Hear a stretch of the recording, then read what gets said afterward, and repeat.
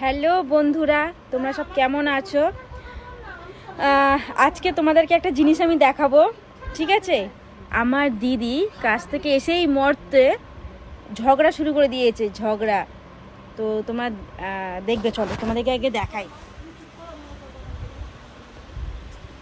আমার কাছে একটা কথা, যে তুই এখানে থাকবি না ত্রিপুরা যাবি, আমাকে ফাইনাল ডিসিশন দে। কি হয়েছে, কি হয়েছে? তোর যেটা মন চায় তুই সেটা করবি, আমি তোকে বারণ করছি না। কিন্তু না, তোমাকে এসেই মরতে ঝগড়া শুরু করে দিয়েছে।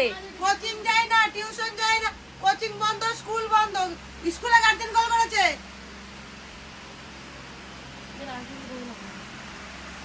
কি হলো বল, কি জিজ্ঞাসা করছি তো আমি? দেখছো ওর কাণ্ড কারখানাটা?